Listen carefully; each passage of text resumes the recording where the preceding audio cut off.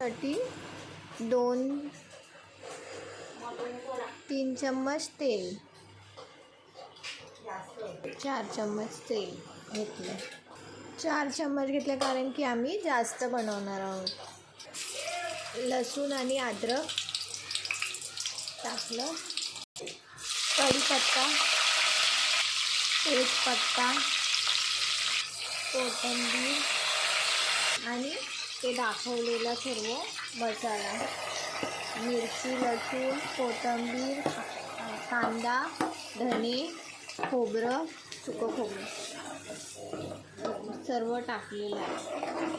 मसाला fry करून घेतलेला आहे आणि हे आता अजून थोडं फ्राय होऊन देणार तेलामध्ये. फोडणी देतो आहे.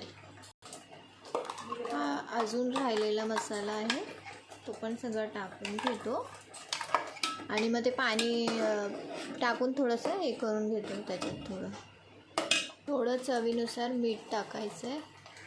मसाला भाजल्यावर मग ही डाळ बनवलेली आहे, शिजून घेतलेली आहे डाळीचं पाणी. त्याच्यात थोडीशी हळद, मालवणी मसाला आणि थोडासा आगरी मसाला. हे मसाला पूर्ण फ्राय होऊन देतो आहे.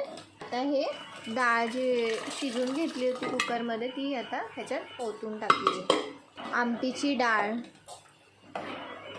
थोडंसं ते मिक्सरमध्ये मसाला वाटले त्याचं पाणी, डाळीचं पाणी टाकून घेतलेलं आहे. आता ह्याला उकळून देणार थोडंफार. कोथिंबीर, उकळी आलेली आहे. आता अजून थोडा वेळ उकळी येऊ दे. मस्त झाली. हा हे बघा, मस्त काळा कलर आलाय, गावरान हिरवा कलर.